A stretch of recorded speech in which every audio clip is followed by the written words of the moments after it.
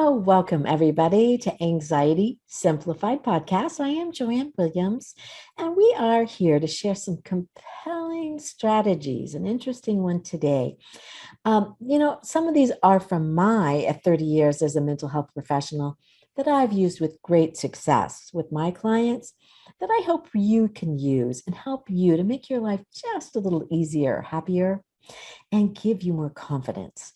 And today I have a special guest, Dr. Lindsey Brooks. And she is a sex therapist that I'm going to introduce just in a minute, but listen up. Dr. Brooks has her PhD in counseling, psychology, and is a certified sex therapist turned sex educator and has been providing therapy though for individuals since 2005. And she is thrilled now to be bringing her knowledge beyond the therapy office into her sexual empowerment school, where she teaches women how to build their own sexual self-knowledge, develop pleasure positive mindsets, and learn sexual communication skills through her online workshops and resources. And we're going to tell you more about how to find her because I think this is really interesting. And so welcome, Lindsey. Nice to have you here. And this is such an important subject that I'm really glad we're having this because in my generation, it was so taboo, to talk about sex. So I'm really glad we can speak openly about this as women. And I'm always glad to be able to share, find ways to have women express and feel more empowered. So I feel like this is just another way how to do this in for sexual ways. So really nice to have you here. And please just share what you feel like is important for us to understand or how you got started, however you feel like you'd like to start here. So welcome. Yeah. Well, thank you so much for having me. I really appreciate it. And I know, like you said, it's a taboo topic. So it might be something, you might be reluctant to have a topic to cover. So I really appreciate you saying, oh, you think it's important and you want to raise It's visibility important. about it. Yeah. Good. Yeah, so kind of how I got started in this work, I started as kind of a general therapist, seeing kind of the whole range of things that we all see as therapists. And then I found over time, as I specialized in working with like culturally and sexually diverse folks, I was talking more and more about sexuality, about like kind of figuring out who I am sexually and sexual identity. And then I discovered as people were coming to me for support with those type of things, they thought, okay, maybe she's safe to talk about actual sex with and what my sex life is like. And so I just discovered naturally people I think were drawn to me and felt comfortable talking about those things with me. And I started to really see the connection between, mental health and sexual health and thought, okay, I'm comfortable talking about this, but I haven't had enough training. So I really wanted to get more knowledge and decided to get certified in sex therapy and go deeper into that world. And so I really enjoyed supporting, especially women, one on one with, getting more in touch with their sexuality, letting go of sex myths, letting go of sex negative mindsets, and finding out like what sexual empowerment means to them. So kind of the next step in that journey is wanting to take it beyond just the one on one and that kind of fill in that gap of sex education that so many of us have. Like very few people actually get good sex education. So I'm excited to offer this information more broadly and not just be kind of in that private therapy room. Well, maybe we should just go there first thing because Yeah. so you're doing your school, your sexual Mhm. empowerment school, and and it sounds like you do online workshops Yes. and resources. So maybe let's start there. Tell us more about what your workshops teach or what the focus or tell us more. And I Mhm. think that's going to lead us into some other questions because I've got a Sure. lot. I think this is a great, interesting subject. And we're Great. going to add anxiety. My kind Yes. of specialty is anxiety. So, and I Right. think all of us can identify on some level, sometime in our lives, Hmm. that there was anxiety or there was so many questions because I don't know that the Right. uncertainty can bring up so much anxiety. So tell us more about your school. Yeah, absolutely. Yeah, so I run an 8-week workshop for women, and we focus on a variety of topics, but kind of the main themes we focus on are first, I really want to give women kind of the pleasure-based sex education that maybe they missed out on. So most people, even if they got sex ed, it was focused on like, here's what you need to know about birth control. Maybe here's some information on condoms and STIs, and otherwise, like, don't do it and be afraid of it, right? Nothing about sexual parts. Right. Did they, no, they didn't even go into that, like anatomy kind of stuff. I mean, they might tell you about your period and kind of that type of anatomy, but like not Really pleasure-based anatomy. Like, I think it's interesting. Okay. pretty rare, like, to learn about the parts of your body that may give you the most pleasure. Right. Um, Okay. so that's kind of where I like to start, is like making sure women know like the basics about their body and more information about desire, what it typically impacts women's desire. And then we move in. And so once we feel like, okay, they got that good foundation, then we move into more of the mindset and understanding what are maybe some of the fear and shame based messages they've learned in society, and then how to begin Yes. to unpack them and develop new ways of thinking. And that's a big part where the anxiety often comes in, is that they've learned, oh, I should be afraid of sex, it's going to be painful, it's bad or wrong. Like, all these kind of messages often lead women to feeling kind of like, tense and afraid of sex, especially when they're first beginning to explore it. And so I think that's a really important piece of the workshops, is understanding what their unique messages are they got, how it affects them. And then we do some exercises moving towards hopefully like more Oh, that's self-compassion, nice. more gentle ways of viewing sex, and viewing it as, just one part of being human, and that it's natural and normal. You know, I, I kind of feel for some of the kids today for what they see on TV or on Mm, movies. And it mhm, really makes me wonder about their mindset. This mm, on the third date, you're supposed to have sex, or, it mm, seems like there's some rigid rules, or now there's oral sex, even in junior high. mhm. There's these things that just, or even as you see on TV, it seems like things that you're supposed to do or something, Sure. Right. immediately. Oh, if you kiss, you have sex, right? It just seems like Right. it goes straight into things. And I don't Right. know. Do you do anything in your classes about the media or movies or things like that that Mhm, gives you some notions about what it's supposed to mhm. be like? Do you do an education about that? Yeah, exactly. Yeah. So I would call that a sexual script. So, like, we kind of pick up these Oh, messages, like, there's the script we're yeah, supposed to follow. messages. So, Yeah. okay, maybe we kiss, well, that means we must have sex. Or if we're going to have sex, it's going to happen in this order. It's okay, we kiss, Yes, that's right. then maybe if it's a male female couple, then maybe the man gets oral sex, then you have sex, and that's it. That's kind of a common script you see in movies or pornography. So I Oh, talk about, pornography. Oh, yeah. that's a whole other place people are getting Yeah. messages, and unfortunately at younger and younger ages people are getting exposed to that. So there's a lot of misinformation that's perpetuated there. So I have, Information. them talk about, okay, what have you been exposed to? What are the scripts you learned, saw, heard about? And then we do an exercise to actually, like, let's recreate your ideal sexual script. Like, if you could, Nice. write the movie scene, what would you want your ideal sexual encounter to look like? And how can we break free from those kind of rigid ideas about what it should be, and think about what pleasure is for you, and make sure those things are incorporated? Nice. Nice. I recently, excuse me, taken on a client husband with sexual addiction. Mm, And, you know, it's interesting as I've done, because that has not been my specialty, mhm, post-traumatic stress disorder, which is the trauma base of this person's sexual mm, addiction, which I don't know, but I would mhm. suggest that's probably a majority Yeah, of people. it's pretty common. Yeah.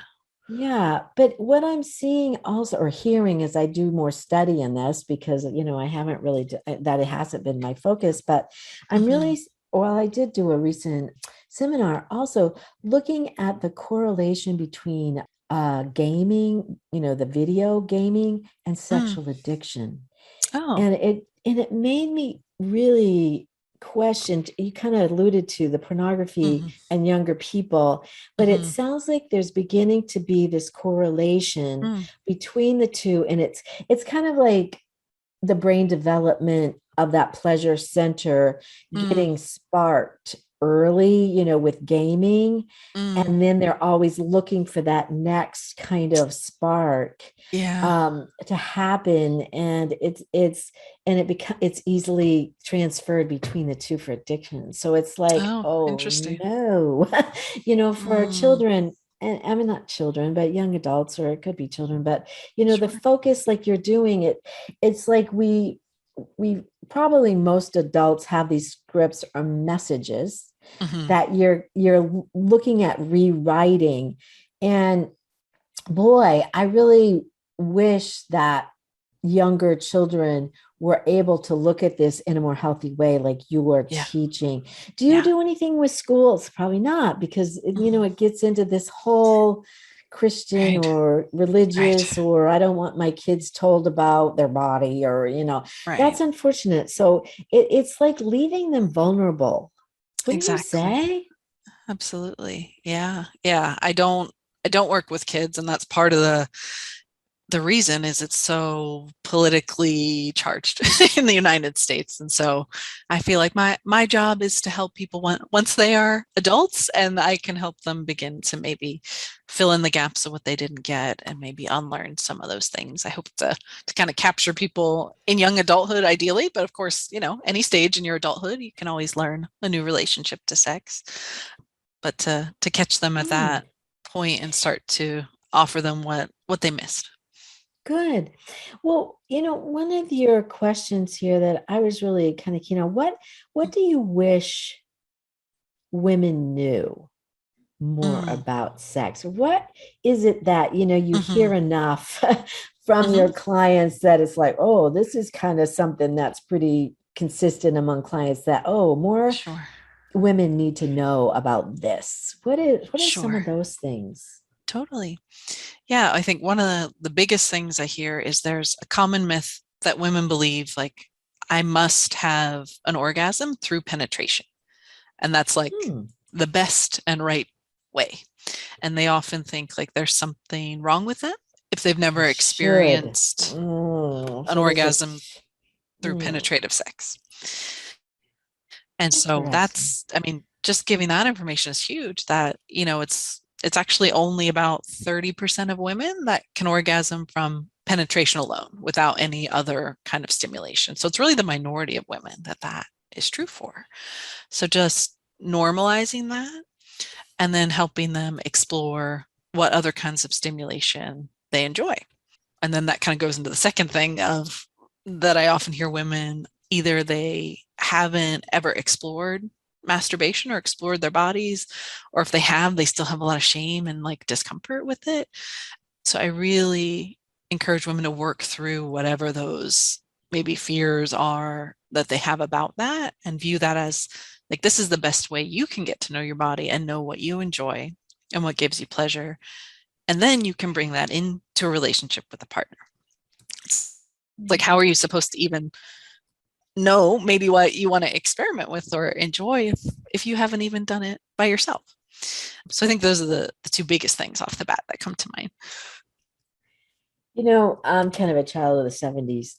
Mm-hmm. There was I think a lot of kind of a sexual expression that Mm, was more allowed, and well, 60s too, maybe, than the mm, 50s and 40s, so it's sure. more of a kind of an expansive time. I was trying to remember this movie, and I think it was Fried Green Tomatoes. Oh yeah. Do you remember that movie? Uh-huh. And Uh-huh. Tawanda or whatever, but Yeah. they were having the sex groups, or they were having the women groups and looking at themselves. I Oh just yeah. was thinking about that, that I think I don't know if this is a generalization, so maybe I'll Mm, just say it, and then you can tell me. But mm, it seems like there has been a lot of shame brought on to women, especially mhm, around sexual acts. mhm, And I think it is probably done for protection from getting pregnant. mm, mhm, That was mhm. kind of the deterrent, don't do this because of Sure. that. But Sure. is that kind of the same kind of like maybe we should talk a little bit more about these Mm, shame-based things and anxiety, because if you see that that is still kind of promoted, I don't know what the word is for mhm, that, but mhm. that is somehow this is wrong.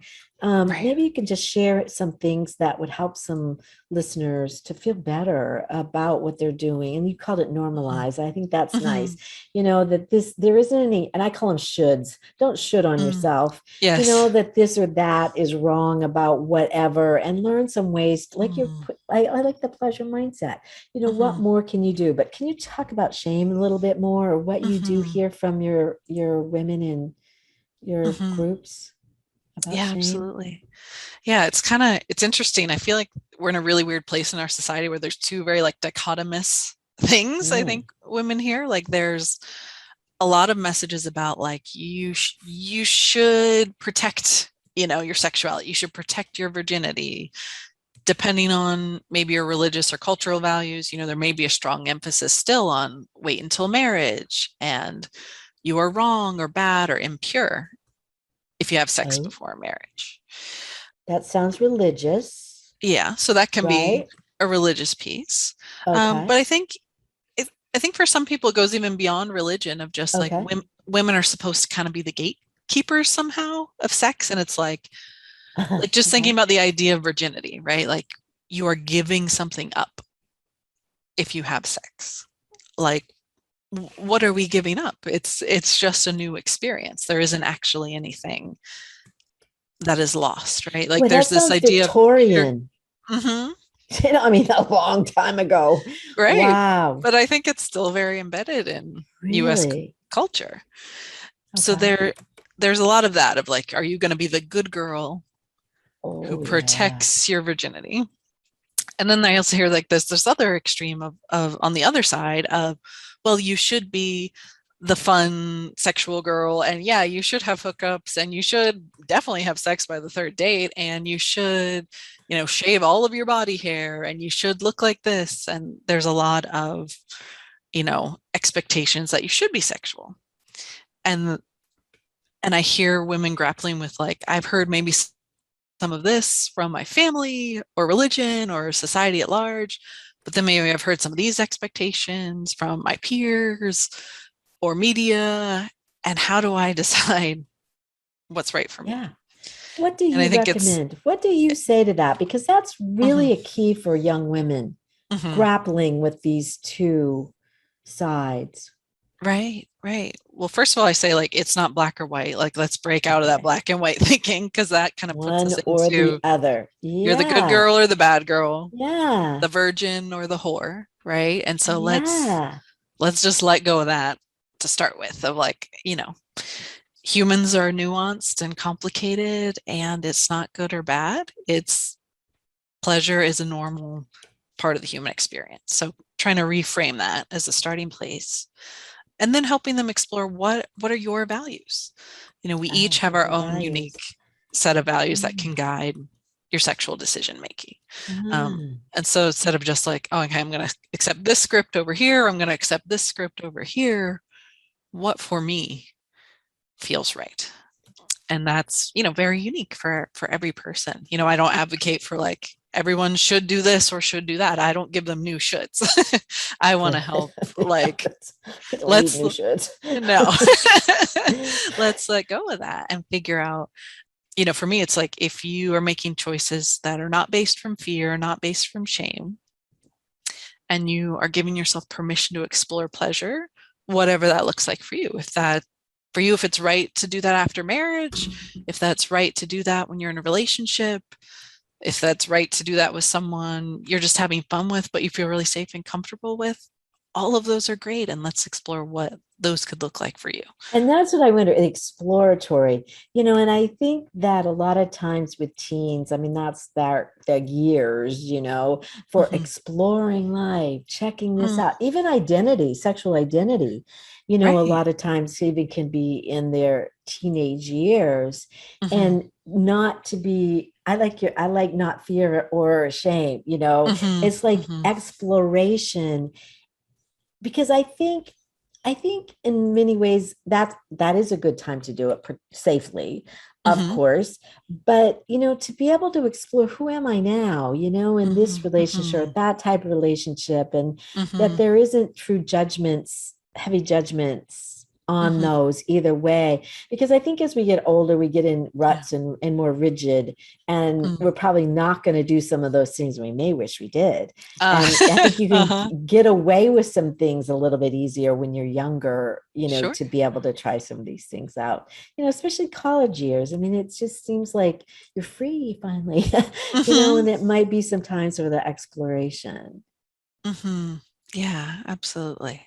I love that. Like to have that more just kind of open, this it is okay for me to explore. There's nothing wrong or bad about exploring.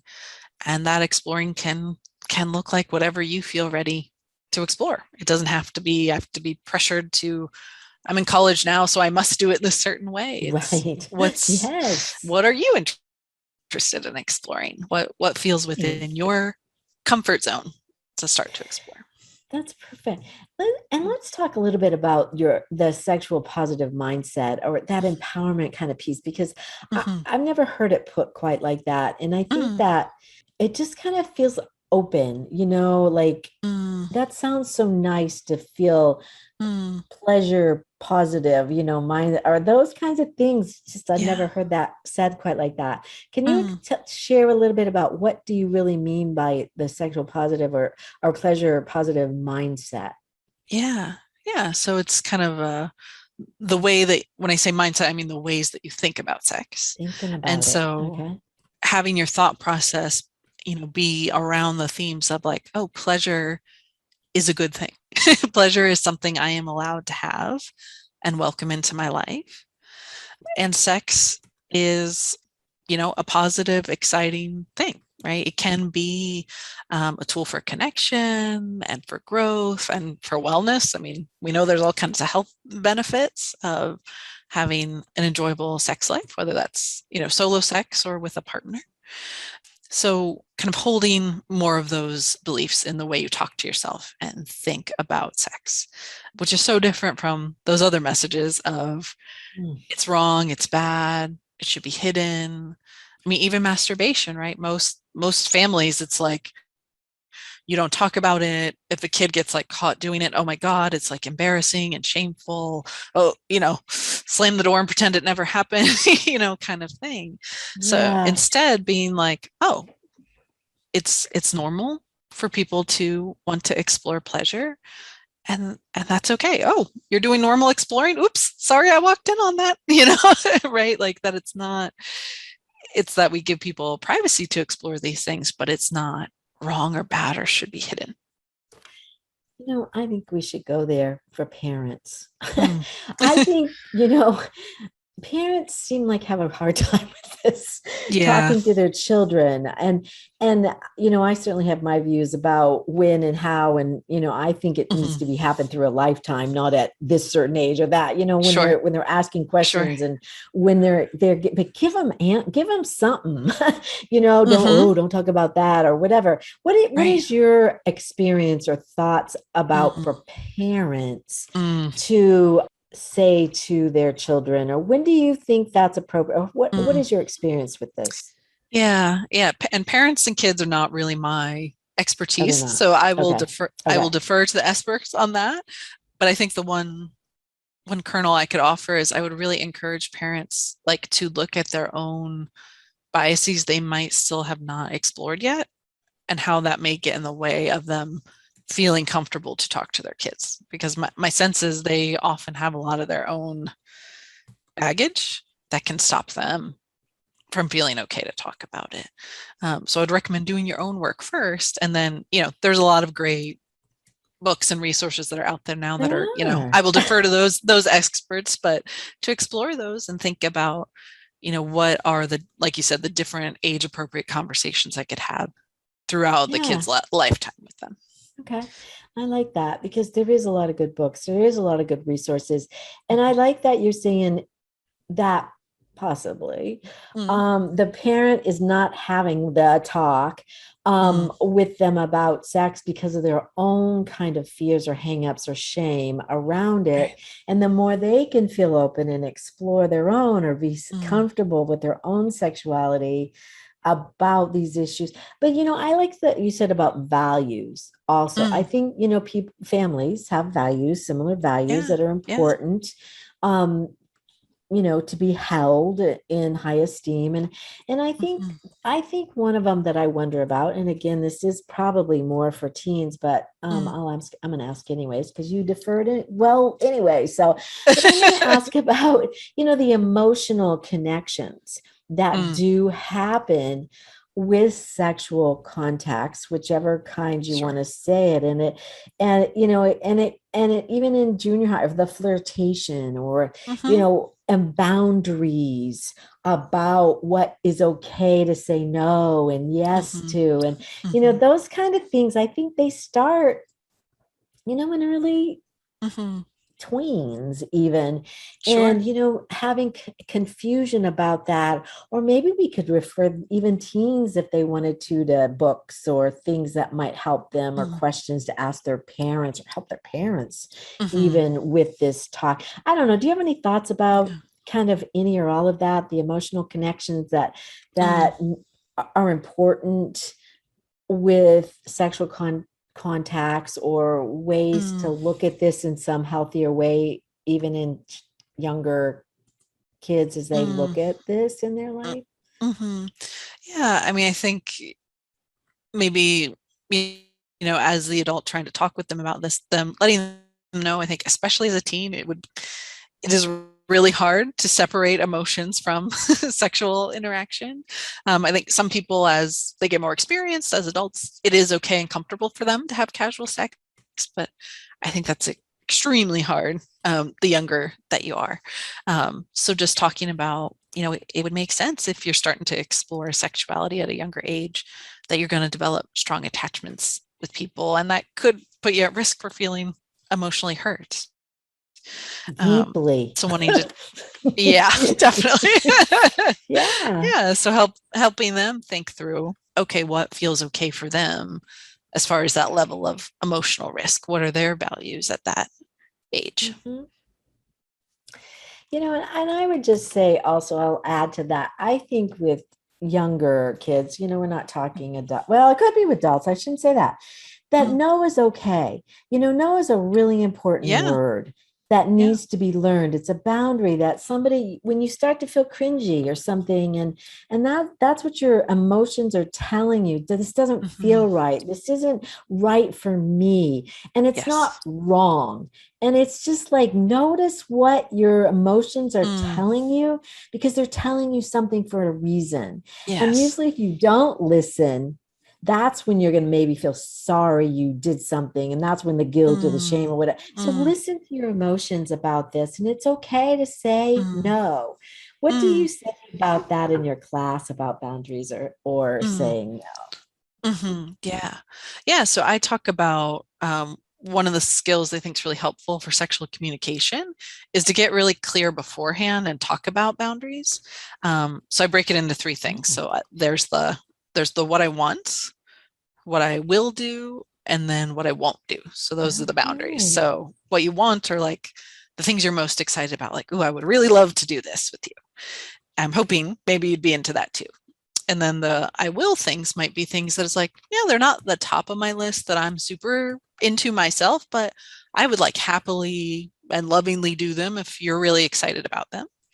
And then there's the I won't, which are like, oh, these are outside of my boundaries. I'm not comfortable with these things at all, and I need you to know my limits. So getting really clear about all three of those categories, and then talking with your partner about them can be really a useful way to kind of start that conversation. So it's not just like Nice. an immediate like no shutting down the conversation, but like here are the things that I'm excited about, I'm interested in. These are my like yeses. And then also here are my no's. And And my asking maybes. them and the maybes too. Like that's kind of the will is like, yeah, I'm willing to explore this, but maybe I haven't done it before and I'm not sure, or I have done it and it's not, my top 3 things I like, but if you like it, I'm open to it. So getting more clear within yourself about those 3 categories, and then asking your partner for that, what are theirs as well. So That is, yeah. their boundaries. And then you can also kind of discuss and compromise around, oh, what are the things you really like? What are the things you're willing to try? And see where the overlap is between what you both want. I really hear some emotional maturity in that, though. And, Mm-hmm. I can appreciate, but I do hope if there are any, teens that are even thinking about sex, that you Mm-hmm. really do think about those are perfect boundaries. I don't even know what I want. I don't even know Right. what I will do. And I don't know. I do know what I Right. don't, maybe what I Uh-huh. don't want. But it's kind of a thinking process to work through Mm-hmm. for yourself, probably before Yes. you do have sex with somebody, and that discussion, I think is really important, because Mm-hmm. the movies just don't show those pieces a lot of Mm-hmm. times.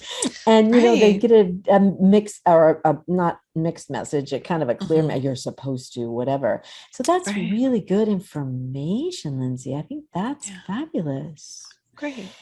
um, and is there, anything else you really want to, as we kind of wind this down, make sure that what from Mm. the information and the knowledge that you hear from your clients, it's Mm-hmm. really important to kind of get out there that maybe Mm. really misinformation, I don't know, but anything Mm-hmm. that you feel like was really important. Then I'd love to hear more about your offer. You have an Mm. offer for Sure. also our listeners.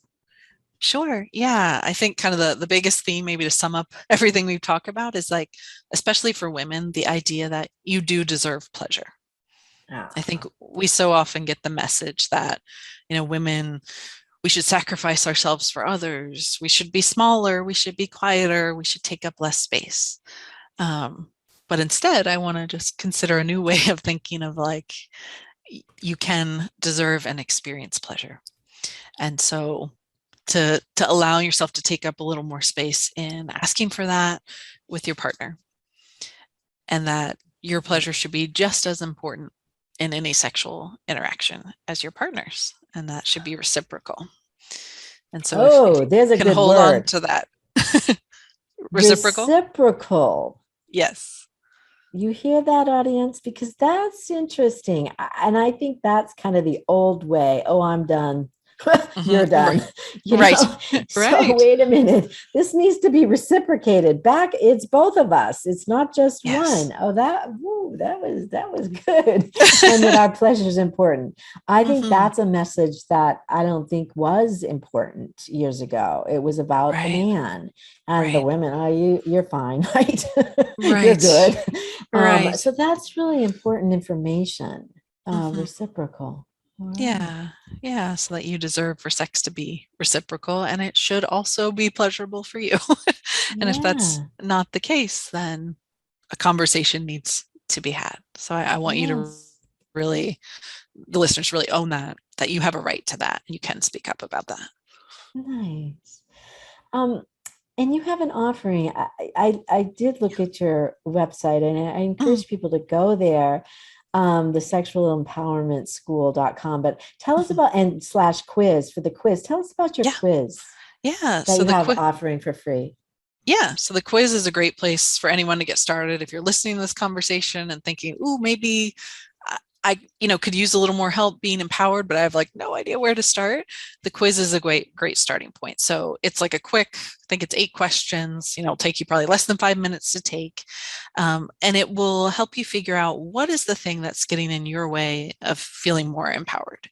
So it'll help you identify, like, maybe it's, oh, I'm missing some sex education I need, or I need more sexual communication skills. There are several different options that the quiz will come out and share with you, like, oh, you could use some support with these. And then it'll give you a tip for how to get started with whatever, the area is that you could benefit from a little more work and support with. So it'll give you a tip and then also a resource. So it's a great way to identify, Resource. okay, this is the first step I should take. And then here's a resource where I could begin to explore it. So that's free. And like you said, it's sexualempowermentschool.com/quiz. So you can go there and check it out today. And then, if you're ready to kind of go beyond that and really actively work on this, the wait list is open for my next round of the workshop. So you can go, I think it's sexualempowermentschool.com/waitlist. And you can go ahead and sign up for that if you're interested in the 8-week workshop series that we talked about, where you really dive deeper into, learning more pleasure-based sex education, working on your sex positive mindset, and then building those sexual communication skills. So kind of covers that full range. So hopefully you'll feel like, okay, I've got all the skills I need to go out there and feel more empowered in whatever I decide that looks like for me. That's great. And it is mainly for women only. Mm-hmm. Yeah, it's for women. I say women and vulva having people. So certainly I'm open to people who, may not identify as a woman. I want to, Right. embrace gender diversity, certainly. But, the content is really focused towards people who have vulvas, who've probably been kind of socialized in the world as a woman. But if you do not identify as a woman, there's also space for you and welcome you in the group as well. Oh, that's nice, because Yeah. I do think that's getting more open to, and looking at even transgender and all those kinds of Mm-hmm. things that are complicated emotional issues, and Yeah. then you add sex on top of it. So, I mean, Right. it is just, there's a lot to that. So I'm glad you offer that. That's Mm-hmm. wonderful. Oh. I bet you've got some interesting testimonials from your class. I think Uh-huh. that would be interesting to hear more about, because I bet people get a lot of really deep intimacy building skills. So, Mm-hmm. you're also allowing for that vulnerability to be shown. Yeah.